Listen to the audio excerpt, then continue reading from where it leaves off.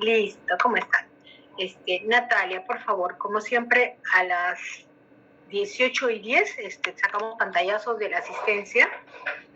Por favor. Entendido, profe. Muchísimas gracias. A ver, voy a compartir mi pantalla para continuar lo que estuvimos viendo ayer.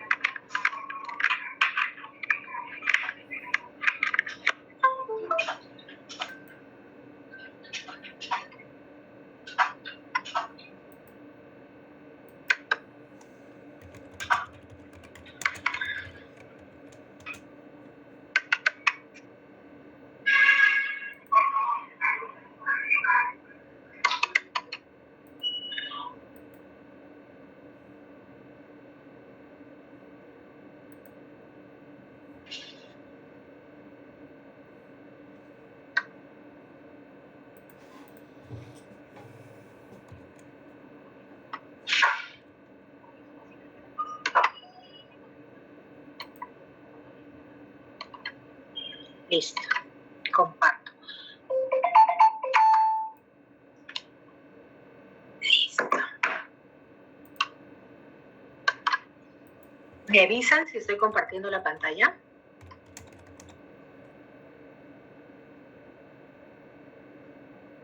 Sí, profesora. Listo. Ya.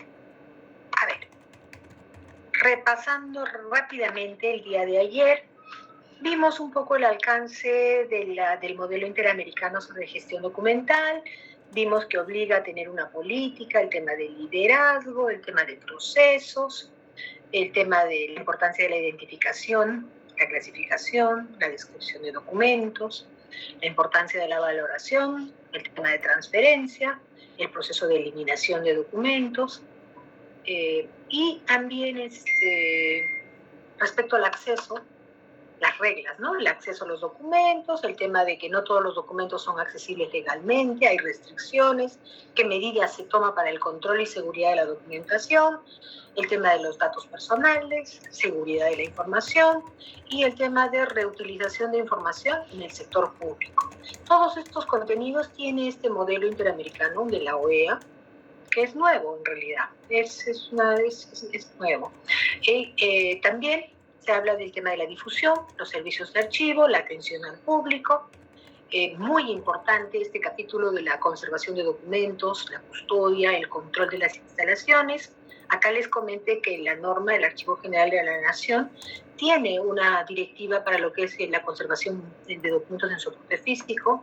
Seguramente en el curso que ustedes lo lleven, la van a revisar a profundidad. El tema de la gestión de contingencias y la evaluación de riesgos.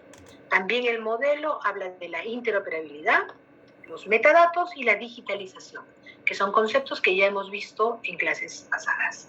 Entonces, esta ley de modelo también habla de los roles, el rol de la alta dirección, de los mandos intermedios, los técnicos, también habla de la importancia de la gestión del cambio, el plan de comunicación, la importancia de la sensibilización y concientización del equipo que trabaja en gestión documental y la necesidad de la capacitación y mejora continua. Esto que está en la norma es desarrollado en una guía, hay una guía para aplicar el modelo interamericano de gestión documental, que ahora la clase de hoy día, vamos a revisar esta guía rápidamente, los conceptos más importantes, y la guía dice, ¿no?, que un documento es aquella información creada, recibida, conservada como evidencia, testimonio y activo por una institución en el desarrollo de sus actividades y en virtud de sus obligaciones legales, con independencia del soporte o plataforma tecnológica. Dense cuenta que hasta ahí el modelo interamericano está validando el concepto que hemos estado viendo desde el comienzo de clase, ¿no? También dice que el uso de los documentos se refiere como sinónimo al término de documento de archivo. Es decir, o sea, el testimonio, no se olviden que el documento de archivo es testimonio de un hecho o acto realizado en el ejercicio de funciones de persona física, jurídica, pública, privada, ¿no? y que tiene características de tipo material y formal. Esto es lo que dice el modelo. También hace una precisión respecto al servicio, quién da el servicio de archivo y establece las funciones, ¿no?, de la gestión, la conservación y la administración de documentos. También contiene, esta guía contiene la definición de la política de gestión de documentos. No se olvide, para que un proceso, como el proceso de gestión documental, se integre a la entidad, necesita tener un soporte, necesita tener instrumentos para que le den fuerza y operativicen. Es para que las buenas intenciones, porque muchas gestiones pueden tener muy buenas intenciones, pero si esas intenciones no se traducen en instrumentos de gestión que van a hacer que eso se cumpla, no se va a poder avanzar. En consecuencia, este modelo también destaca la importancia de tener la política de gestión documental como un instrumento en donde se declara la intención, ¿no?, de toda la institución, ¿no?, como pilar estratégico en el cual se exponen las principales líneas de actuación. O sea, ¿qué voy a hacer? Mi política de gestión documental debe decir qué voy a hacer en términos de procesos responsables, cuáles son mis objetivos, a dónde voy a llegar, ¿no? Y más adelante, cuando veamos el modelo de gestión documental peruano, este es el modelo interamericano, se van a dar cuenta de que el modelo peruano también tiene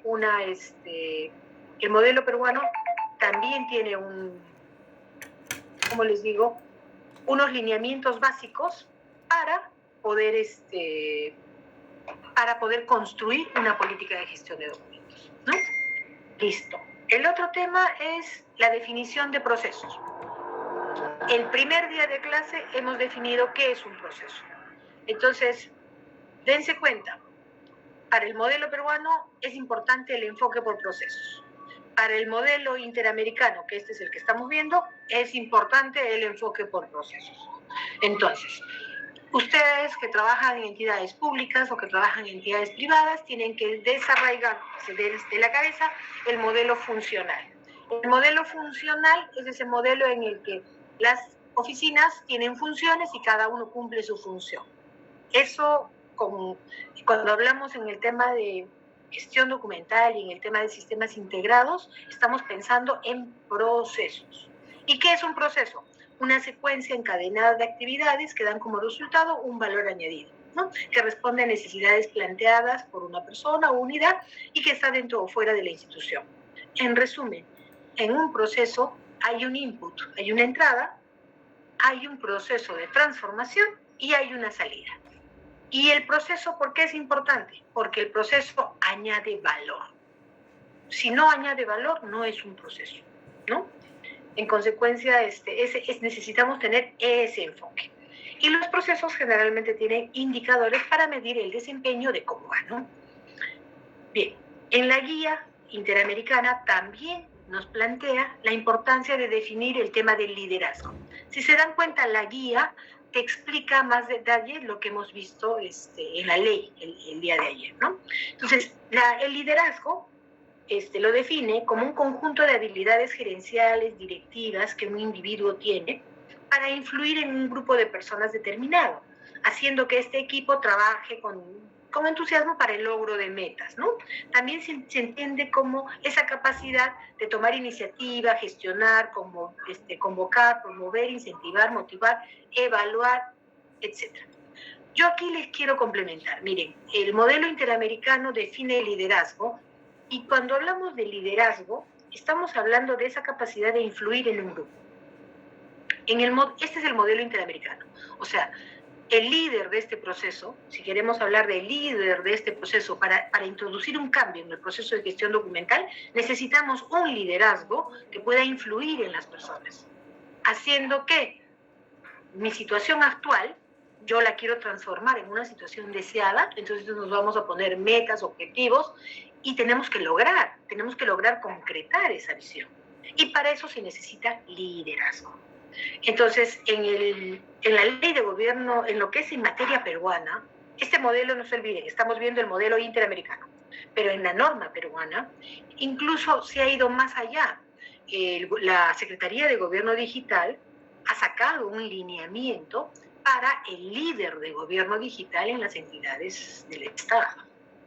Y le exige una serie de atributos, porque comprenderán que la transformación digital requiere de un liderazgo especial, ¿no? Necesitamos seguir a personas que tengan esas habilidades que sean necesarias para gestionar entornos como los actuales. Por ejemplo, ¿quién me puede decir en este momento cómo es el entorno? Alguno de ustedes. ¿Qué está pasando en el mundo ahorita? De lo que ustedes ven. Por favor. Sobre la pandemia, profesora. Excelente. La pandemia nos obligó a todas las entidades del Estado de un momento a otro a dejar de gestionar en papel. Teníamos que no podíamos movernos de nuestra casa. ¿Y qué pasó? Todos tuvimos que gestionar, fue un habilitador para convertir los procesos a procesos virtuales, se utilizaron correos electrónicos, se utilizaron sistemas virtuales, pero todo ese proceso necesita un liderazgo, porque no podemos parar.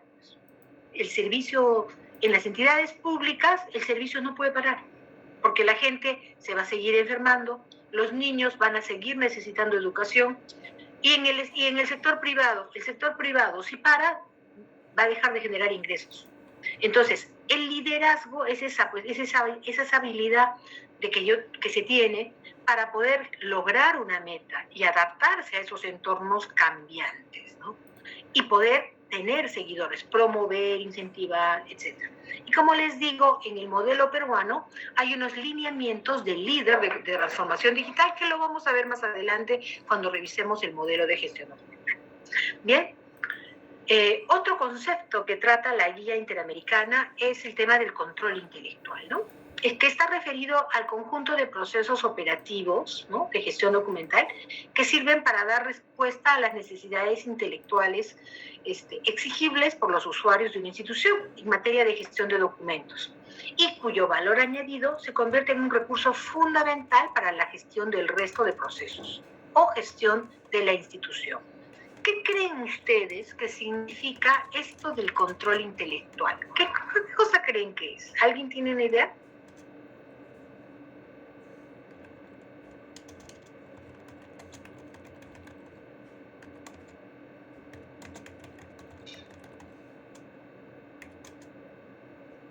¿Nadie? Miren, un atributo que tiene un sistema de gestión documental es que identifica, ¿no? Por favor, ¿hay alguien que quiere participar, me parece? Sí, profesora, yo pienso que podría ser que diariamente surgen diversas cuestiones de los usuarios que tienen dudas o preguntas respecto al servicio que van a recibir. Entonces, yo más o menos lo orientaría a eso, ¿no? El control intelectual, a poder tener la facilidad de dar respuesta a las inquietudes de los usuarios que día a día se generan nuevas necesidades también. Ya, muy bien. Claro, quiero complementar tu respuesta. La gestión documental, recuerden, hay un conjunto de procesos que nos van a permitir asegurar. Les pongo un ejemplo. Todos ustedes y yo somos miembros de una organización, ¿ya? Y en organización necesitamos producir determinada cantidad de documentos. Entonces, la gestión documental permite que cada documento, cuando yo analizo un documento, yo puedo observar en qué fecha se emitió, qué órgano lo emitió, qué persona lo hizo, qué contenido tiene. Y como les decía anteriormente, una gestión, cuando yo tengo datos, los datos sin mayor contexto son datos. Pero si yo junto un dato con otro contexto, yo ya puedo empezar a generar información, ¿no? Un ejemplo, un dato puede ser, tengo 80 documentos. Ese es un dato. Otro dato va a ser, tengo 80 documentos sobre acceso a la información. Entonces, miren, 80 documentos sobre acceso a la información ya me está dando una información. Ya, o sea, al juntar estos dos datos, acceso a la información más 80, ya estoy juntando, ya tengo una información. Tengo 80 documentos sobre acceso a la información. Y si yo le doy otro contexto, porque como yo tengo, recuerden, cuando hablamos de sistemas de gestión documental, hablamos de documentos generalmente nativos digitales, que los documentos nativos digitales tienen metadata asociada. ¿Qué significa eso? Que yo tengo múltiples datos que yo puedo relacionar entre sí. Miren, tengo 80 documentos sobre acceso a la información. Y si yo le agrego otro contexto, como podría ser 80, y el otro contexto va a ser contestados, o sea, atendidos, ¿no? Atendidos oportunamente. Miren, ya me está dando más información. Atendidos oportunamente. Entonces, tengo 80 documentos sobre acceso a la información que han sido atendidos oportunamente, y luego también podría ser, y de eso voy a filtrarlo y lo voy a relacionar con contextos. Y de esos 80 documentos atendidos sobre acceso a la información, atendidos oportunamente, ¿cuántos documentos han sido denegados porque están contenidos con alguna reserva? De esos 80 voy a poner un ejemplo, ¿ya? 10. Ok.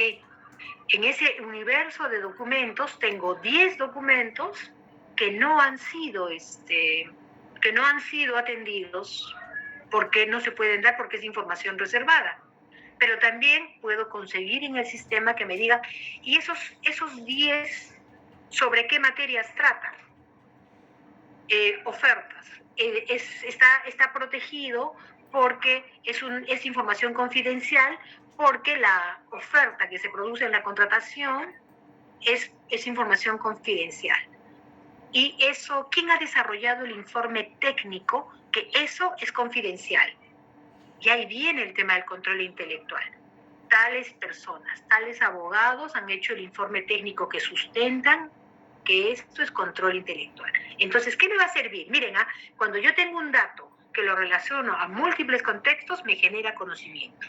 Entonces, si yo soy un nuevo abogado y me enfrento a un acceso a la información en donde me están pidiendo oferta, yo puedo tener acceso a esas opiniones en las que antes han sustentado por qué la oferta es información confidencial. Y esa oferta, ese sustento técnico ha sido elaborado por los abogados, me voy a inventar, Pérez, Tomás, Joaquín, etc. Y de ahí puedo dense cuenta, estoy generando ya conocimiento, ¿no? Entonces, lo más importante del control intelectual es esa porque nos permite gestionar información, identificar quién lo produce para gestionar conocimiento, ¿no? Y generar valor añadido en nuestro proceso. Bien, luego la guía también habla de la definición de la identificación. ¿Y de qué es la identificación? Entonces, la identificación es un conjunto de actividades preliminares de gestión que sirven para analizar las actuaciones que se llevan a cabo en una institución y que permite conocer en toda su extensión los tipos documentales que se gestionan. La identificación de la estructura orgánica funcional de cualquier organismo refleja la institución, los documentos gestionados por dicho organismo. ¿Se acuerdan el ejercicio que hicimos en la clase en donde dijimos escojan a una entidad? ¿Es cierto? Eso es parte de un proceso de identificación preliminar. Emita, ¿qué rol tiene? ¿No? ¿Qué rol tiene? ¿Qué funciones tiene? Dentro de estas funciones, para cumplir estas funciones, qué tipo de series documentales genera? ¿Cómo es su estructura? ¿No? Entonces, para el modelo destaca. Y respecto, que esa es una tarea que vamos a hacer, genera buenas prácticas en este proceso, ¿ya? Que esa va a ser parte de la tarea. Entonces, respecto a la identificación, hemos hecho un ejercicio. Acá está la definición que da el modelo. Luego dice clasificación documental.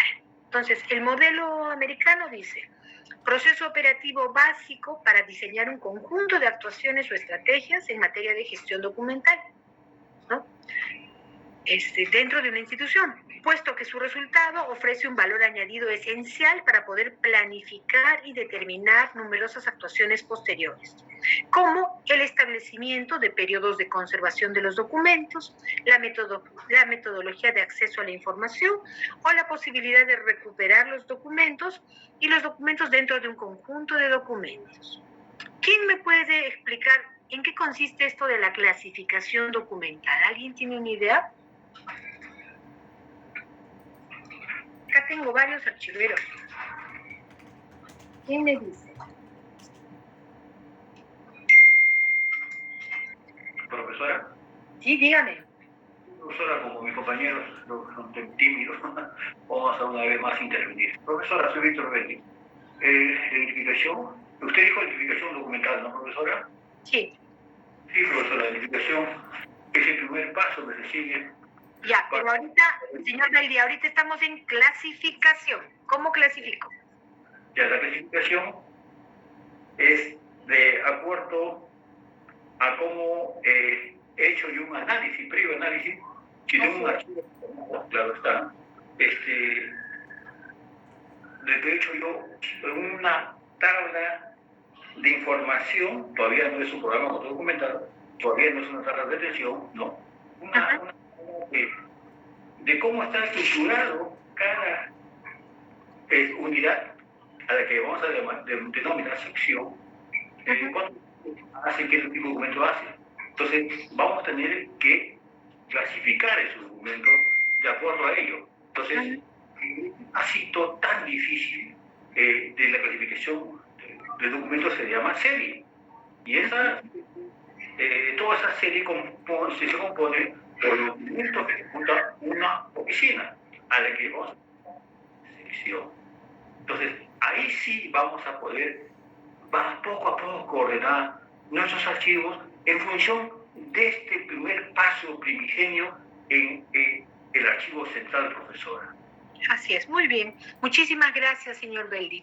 Entonces, es muy importante, como dice nuestro compañero, la clasificación, porque se han dado cuenta, cuando nosotros tenemos en una oficina todos los documentos, uno pudiera pensar, mira, todos los documentos que emite, ayer hicimos el ejemplo, ¿no? Todos los documentos que emite la oficina coactiva de Produce, ¿todos son iguales? Mentira, no son iguales. Entonces tenemos que hacer ese ejercicio de separar. Oye, estos documentos son de un tipo, son correspondencia. Lo de coactiva era diferente. No, estos documentos no son iguales a correspondencia. Estos tienen una relación, están vinculados a una función, están vinculados, como dice su compañero, a una serie. Y el tema coactivo no es un tipo documental simple, es un tipo documental compuesto, tiene varias actuaciones. Entonces, pero eso que estamos haciendo se hace para cada proceso o para cada órgano de la entidad. O sea, es muy importante es muy importante hacer esa separación, ¿no? De la naturaleza de lo que es vamos a poner nuevamente, discúlpame a la señorita de Produce, discúlpame que use el ejemplo, pero ayer lo vimos. Es muy importante que yo separe, pues, en esa oficina lo que es correspondencia de lo que es expediente coactivo. Si no lo separo bien, ¿cuánto daño puedo hacer? Imagínense, puedo mandar a correspondencia un documento que es parte de un expediente coactivo y malograr mi expediente y hacer que mi expediente esté incompleto, ¿no? Porque la correspondencia es algo que se elimina, pero el expediente coactivo es algo que se conserva, ¿no? Entonces, qué importante es la clasificación. Y también, en base a la clasificación, yo voy a poder ver, oye, el nivel de acceso. Yo puedo tener información pública, privada, es más, cómo lo voy a recuperar, cómo lo voy a ubicar, etc. Listo, entonces, ya hemos visto rápidamente tema clasificación. El modelo también habla de la descripción.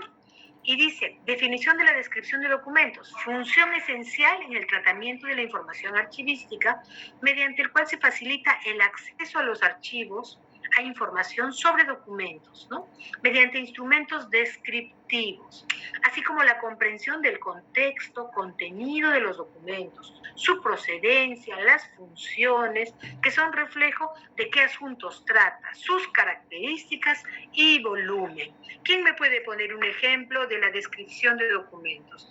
A ver, ¿algún compañero? ¿Algún compañero que quiera hablar de la descripción?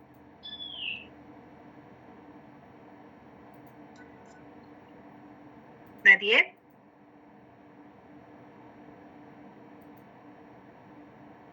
A ver, Natalia, de repente tú puedes compartir algo que sepas de la descripción.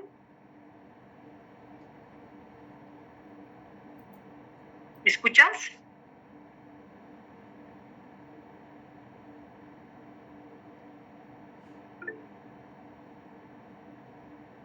A ver, chicos, no los escucho. Dejo de compartir. ¿Ha pasado algo? De repente no estoy conectada.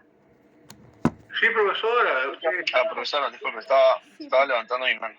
Ay, discúlpame, no veo las manos levantadas porque como estoy compartiendo pantalla completa, ayúdenme, por favor. Ok. Ya, cuéntenme. Profesora, algo de la descripción?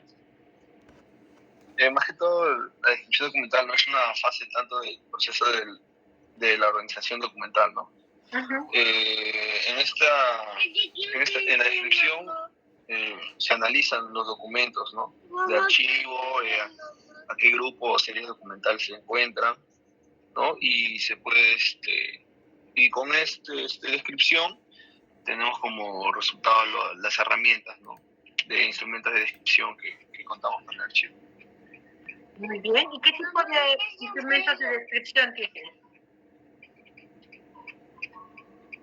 ¿Aló? Sí, ¿y qué tipo de herramientas tienes? Bueno, está el tema dentro de los inventarios que están, puede llenar las fechas, los formatos de dimensión. Muy bien. Muchísimas gracias. Discúlpame, como no te veo, ¿cuál es tu nombre? Pedro Capistrano, profesor. Muy bien, Pedro. Ya, muchísimas gracias. Nunca se olviden, en el tema de descripción, la descripción, desde su mismo nombre lo dice, la descripción, yo mediante la descripción es ese procedimiento en el cual yo voy a describir caracteres externos. Los documentos tienen caracteres externos y también los documentos tienen caracteres internos, que los hacen únicos.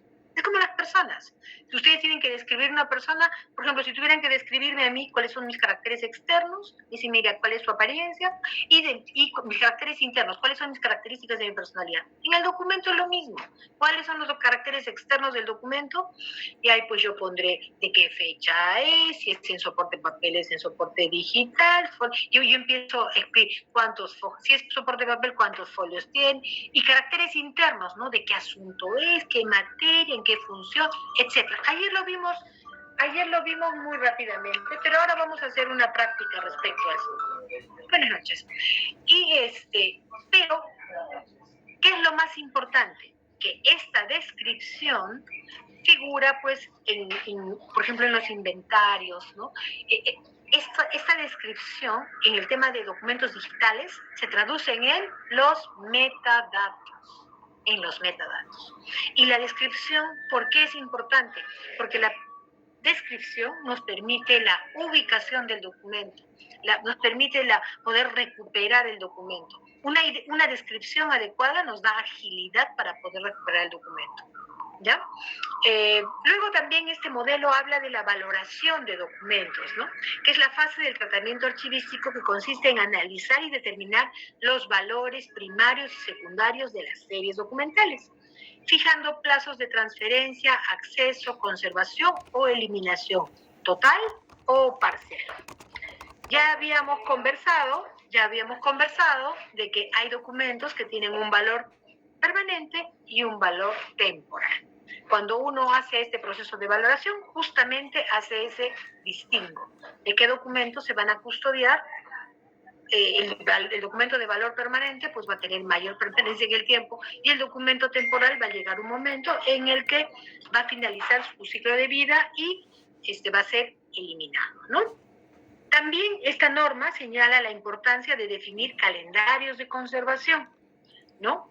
Y una vez que yo valoro, yo voy a decir, ya, estos son temporales, estos son permanentes, pero luego yo tengo que decir, ¿y cuánto tiempo lo voy a guardar? Entonces, en el calendario de conservación es el instrumento resultante de la valoración de las series documentales producidas. En el mismo se identifican las series, los tipos documentales, así como los documentos calificados como esenciales, a los cuales se les asigna plazos de conservación y se procede a la normalización de soportes de conservación. Esta palabrita que parece así muy general es muy importante. Normalización de soportes de conservación. Cuando yo tengo documentos de valor permanente, yo necesito asegurar que estos se conserven a lo largo del tiempo.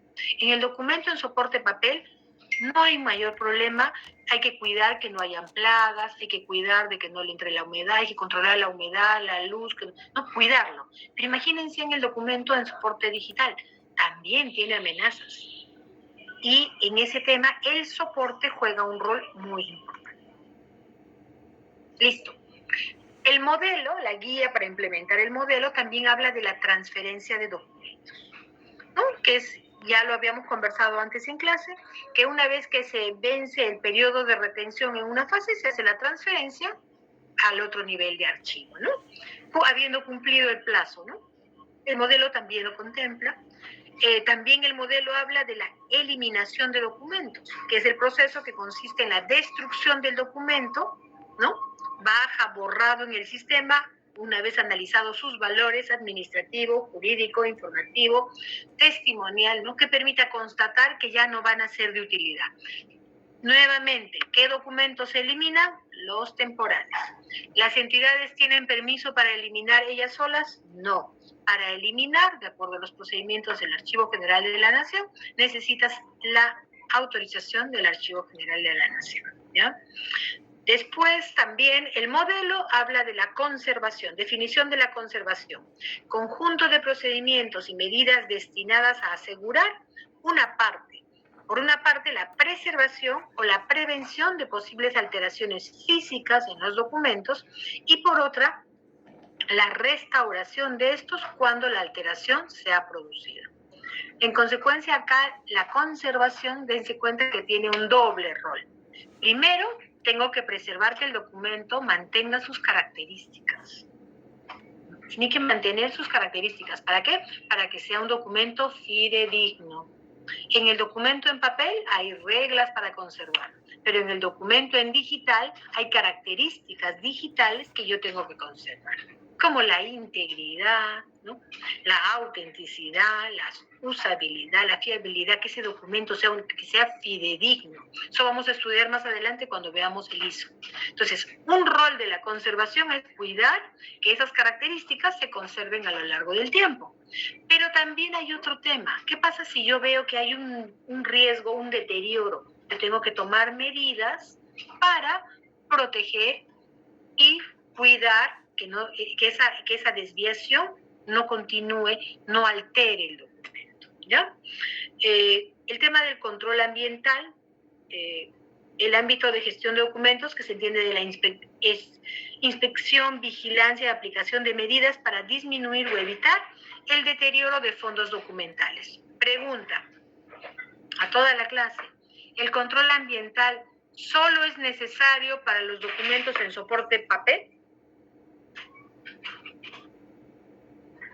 ¿O también para los documentos en soporte digital? ¿Alguien sabe eso? El control del ambiente, el control ambiental, ¿solo es necesario para los documentos en soporte papel? Profesor, es para todos, ciertamente entendido. Muy bien, es para todos. Yo les comentaría que incluso los documentos en soporte digital son mucho más sensibles a los cambios de temperatura. Es mucho más sensible. Hay que tener muchísimo más cuidado. Y el control ambiental hay que sea libre de virus. O sea, mientras al documento físico le puede atacar una plaga, al documento digital puede ingresar un virus.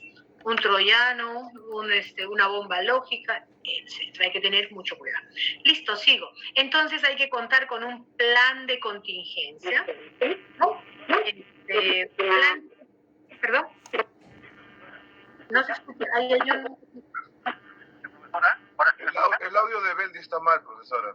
Ya, por favor, señor Beldi, ¿puede cerrar su audio porque me está No, listo, muchísimas gracias.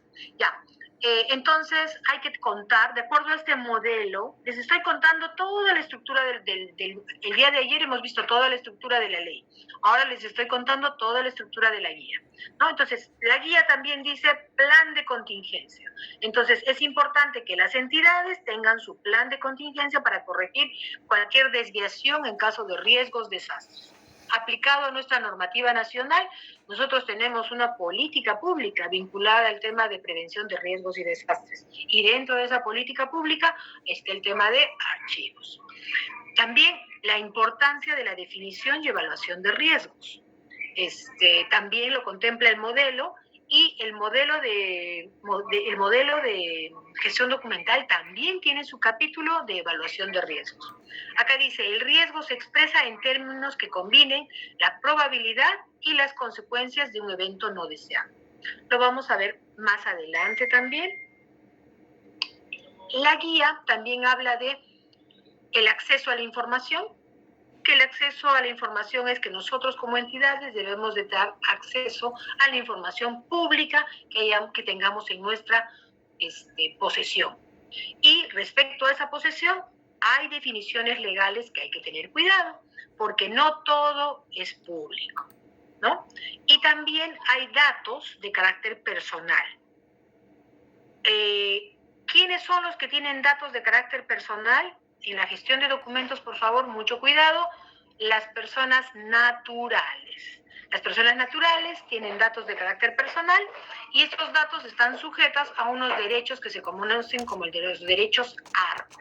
El derecho al acceso, a la rectificación, a la cancelación y a la oposición, ¿no? Y es que cuando a veces recopilan nuestros datos, nosotros tenemos estos derechos ARCO.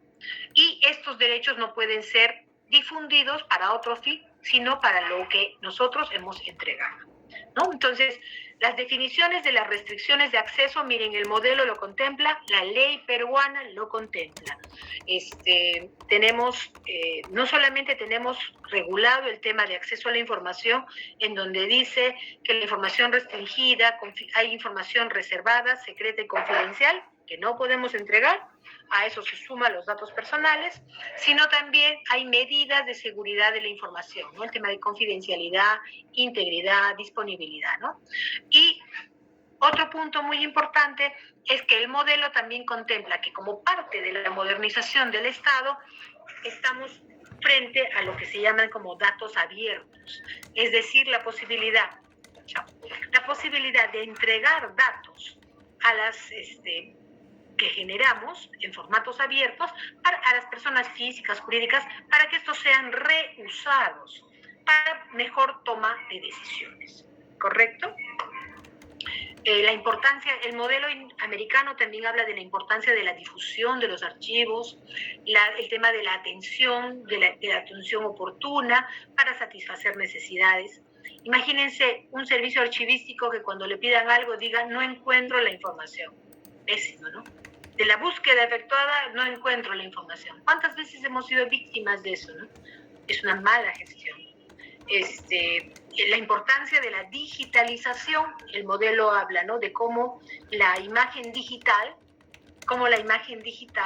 es una forma de conservar, pero sobre todo es una mejor forma de servir, porque cuando yo digitalizo los documentos, este documento puede servir a múltiples personas a la vez.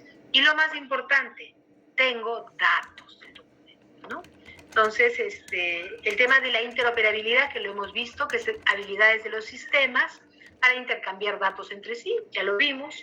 La definición de los metadatos, se entiende por datos que describen el contexto, contenido y estructura del documento y su gestión a lo largo del tiempo.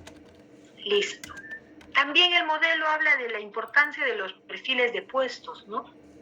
Los requisitos, las capacitaciones, las cualificaciones que deben de tener las personas que gestionan esta información. Nuevamente yo les digo, ustedes están estudiando una carrera que van a gestionar archivos, pero fundamentalmente están gestionando información. Y como les digo, la información sumada a múltiples contextos genera conocimiento. Y finalmente, el plan de comunicaciones, ¿no? Que debe tener estrategias, recursos, acciones. ¿Para qué? Para poder hacer cambios en la entidad. ¿Listo? Entonces, hemos visto muy rápidamente el contenido de la guía conforme a lo programado y para el día de mañana voy a dejar de compartir. Natalia, ¿estás conmigo? Creo que no. Natalia, ¿estás conmigo? Ya, voy a mandar a la delegada. ¿Sí? Ya. Y Natalia, te voy a mandar la guía del modelo y cada grupo que está conformado le voy a asignar un capítulo. Dentro del modelo, esos conceptos, el modelo dice qué buenas prácticas se deben de hacer, ¿ya? Entonces, cada grupo va a identificar el tema que yo le dé, va a leer la parte que le toca y va a decir, mira, en esta parte hay buenas prácticas. Yo te voy a mandar por correo hoy día y se los compartes a tus compañeros para que mañana puedan cada grupo mostrar estas buenas prácticas. Listo, chicos, ¿no tienen alguna pregunta? Señora Tilio, dígame. No le escucho bien. ¿Escucha ahora? Sí, a ver. Las buenas prácticas son una cosa muy interesante, una asistencia de un fortalecimiento, más que todo es una calificación que se da en la entidad de institución que ha obtenido la mejor forma de gestión en la entidad.